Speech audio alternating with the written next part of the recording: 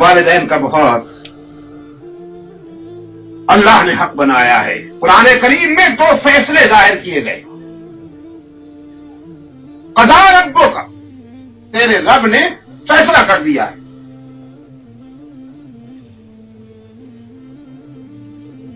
تقدیر کے قلم نے گویا لکھ دیا، اب اس میں تبدیلی نہیں ہوگی۔ فرمایا اللہ تعبدوا الا ایاہ،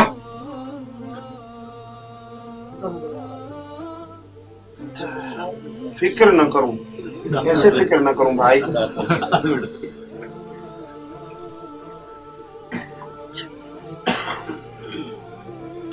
وَقَضَىٰ رَبُّكَ أَلَّا تَعْبُدُوا إِلَّا إِيَّاهُ،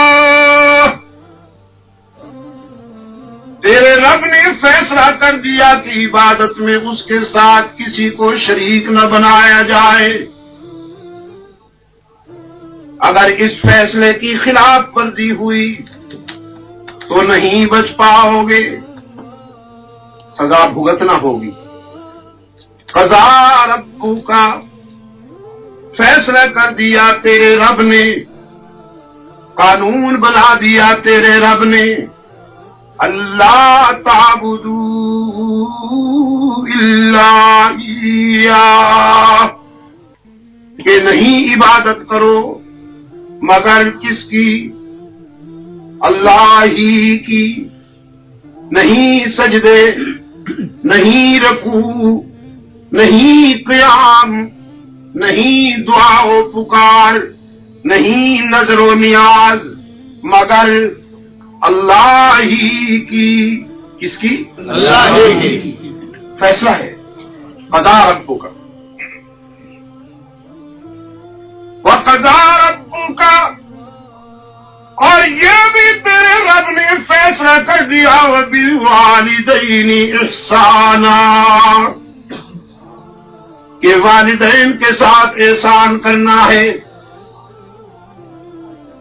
والدین کا دل نہیں دکھانا۔ اما یبلغن عندک الکبر احدہما او کلاہما فلا تقل لهما اف ولا تنهرهما وقل لهما قولا کریما۔ ماں باپ میں سے کوئی ایک یا دونوں اگر بڑھاپے کی منزل کو پہنچ جائیں تو اب تو جوان ہو گیا، وہ بوڑھے ہو گئے، کل تو بچہ تھا وہ جوان تھے، آج تو جوان ہے وہ بچے ہو گئے۔ بوڑھا اور بچہ ایک جیسا ہوتا ہے نا۔ کل تو بچہ تھا وہ جوان تھے، آج تو جوان ہو گیا ہے وہ بچے ہو گئے ہیں۔ جس طرح کل تو بچپن میں حرکتیں کرتا تھا وہ برداشت کرتے تھے، اب وہ بھی بڑھاپے میں کچھ ایسی باتیں کریں گے کہ جو تجھے پسند نہیں آئے گی، لیکن نمک حلالی کا تقاضا ہے کہ تو بھی برداشت کر۔ یہ کل کی بات ہے نا، کہ جب تو انہیں گالیاں دیتا تھا تو وہ تیرا منہ چوم لیتے تھے، جب تو انہیں تھپڑ مارتا تھا تو وہ تیرے ہاتھوں کا بوسہ لیا کرتے تھے۔ اگر کوئی تیرے اوپر ہاتھ اٹھا لیتا تو وہ مرنے مارنے کے لیے تیار ہو جاتے تھے۔ وہ تیرے دوستوں کو اپنا دوست سمجھتے تھے، وہ تیرے دشمنوں کو اپنا دشمن سمجھتے تھے۔ آج وہ بچے بن گئے ہیں، تو جوان ہے۔ اب اگر ان کی طرف سے بھی کوئی ایسی بات ہو جائے جو تجھے پسند نہ آئے تو پھر اسی طرح برداشت کر جیسے اس نے تیرے بچپن کی شرارتوں کو برداشت کیا۔ ان کی کسی سخت بات کے جواب میں اگر تو نے اف کہا تو جہنم ابل پڑے گی۔ اللہ کے غضب سے نہیں بچ پائے گا. ان کی کسی سختی کے جواب میں تجھے اف کہنے کی بھی اجازت نہیں. وَلَا تَنْهَرْهُمَا، منہ سے کچھ نہ کہنے کے باوجود ماتھے پر تیوری چڑھانے کی بھی اجازت نہیں. ناپسندیدگی کے تاثرات کے اظہار کی بھی اجازت نہیں. وَقُلْ لَهُمَا قَوْلًا كَرِيمًا، اگر وہ گالیاں دے تو ان کے لیے دعا کر، پیار کی باتیں کر. وَقُلْ رَبِّ ارْحَمْهُمَا كَمَا رَبَّيَانِي صَغِيرًا، حق تعالیٰ کے حضور التجا کر، الہ العالمین، جیسے انہوں نے بچپن میں میرے ساتھ مہربانی کی ہے، اب تو ان کے بڑھاپے پہ رحم فرما، کہ میں تو وہ مہربانی نہیں کر سکتا جو انہوں نے میرے ساتھ کی تھی، کیونکہ یہ ماں باپ ہیں. میں بہرحال ماں باپ تو نہیں بن سکتا، بیٹا ہوں.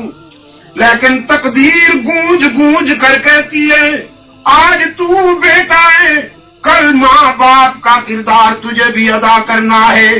تو فطرت کہتی ہے آج تو ماں باپ کے لیے وہی سلوک کر جو کل اپنے لیے پسند کرتا ہے.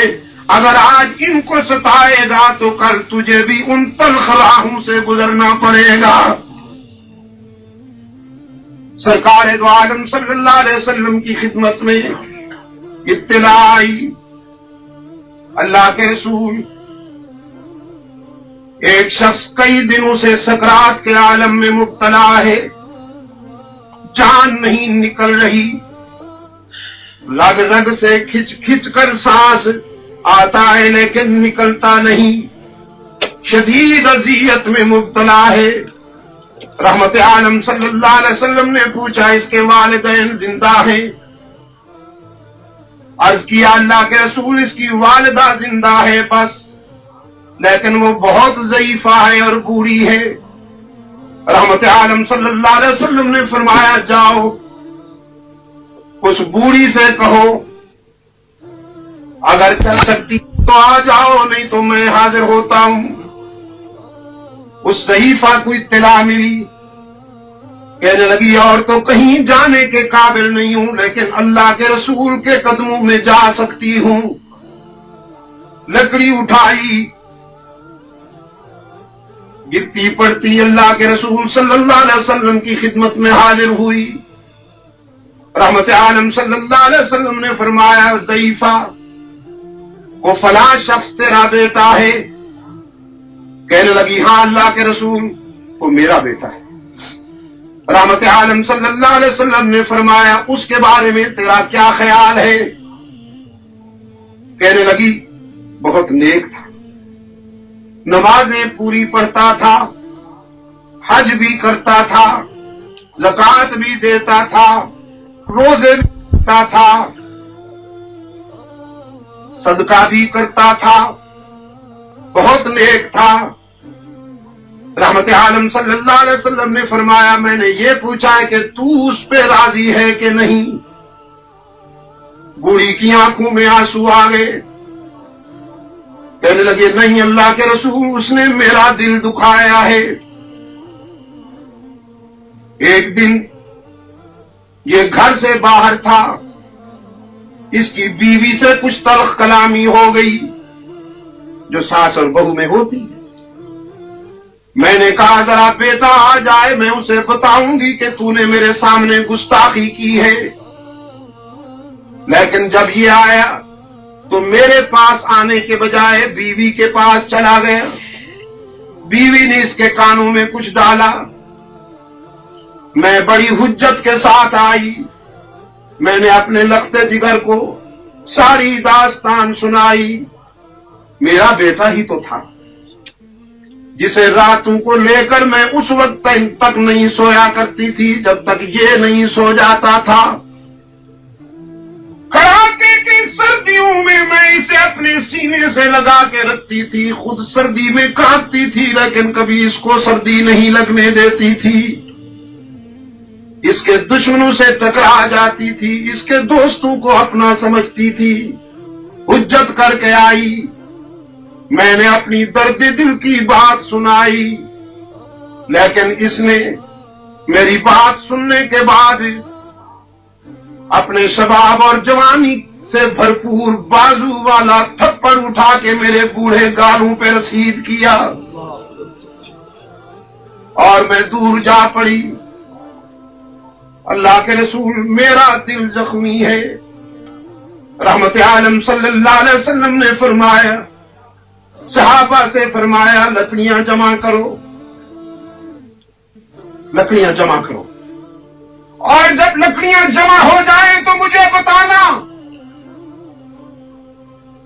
یہ بوڑھی عرض کرنے لگی، اللہ کے رسول کیوں، یہ لکڑیاں کیوں جمع کی جا رہی ہیں؟ فرمایا، ایسا بیٹا اس قابل ہے کہ اسے زندہ آگ میں ڈال دیا جائے،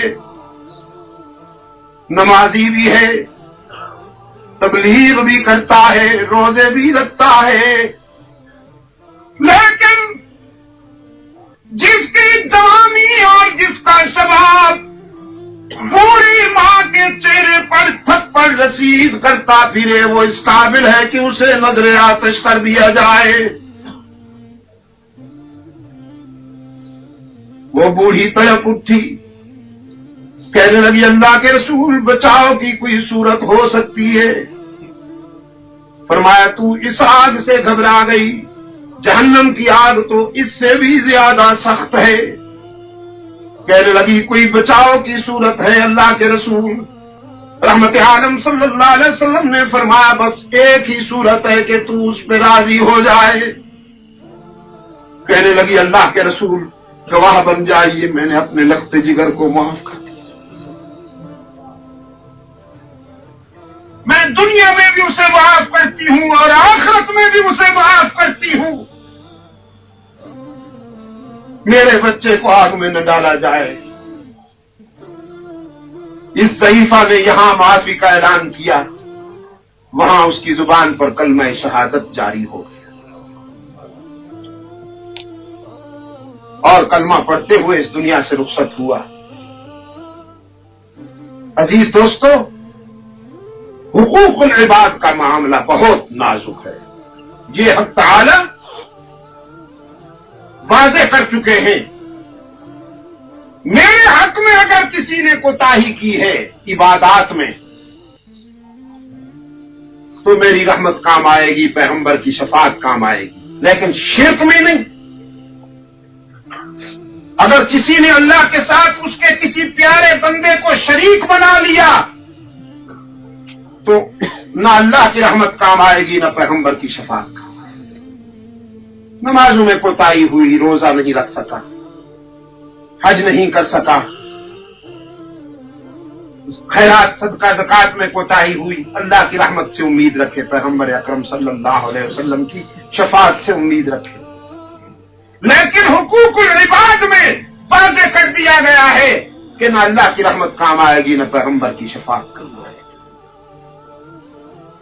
سرکار دو عالم صلی اللہ علیہ وسلم نے فرمایا، وہ بیٹا جس نے بوڑھے والدین کو پایا اور جنت حاصل نہیں کر سکا، بڑا بدنصیب ہے۔ ایک دن نبی نے حلقہ اصحاب میں یہ لفظ دہرائے 3 بار کہ ناک اس کی کٹ گئی، رغم عنف فلان، رغم عنف فلان، رغم عنف فلان۔ اصحاب نے یہ پوچھا کہ وہ کمبخت کون ہے، توقیر جس کی حضرت باری میں گھٹ گئی۔ ارشاد یوں ہوا کہ وہ فرزند ناخلف، گھر جس کے جنت آئی اور آ کر پلٹ گئی، ماں باپ کا بڑھاپے میں جس کو نہ ہو خیال، اس ناسعید بیٹے کی قسمت الٹ گئی۔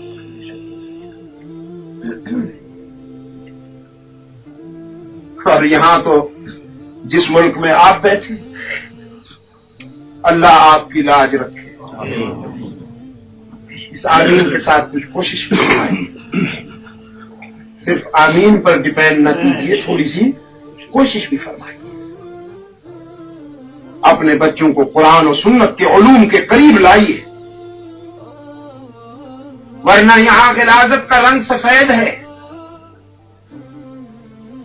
یہاں گندگی کا رنگ سفید ہے،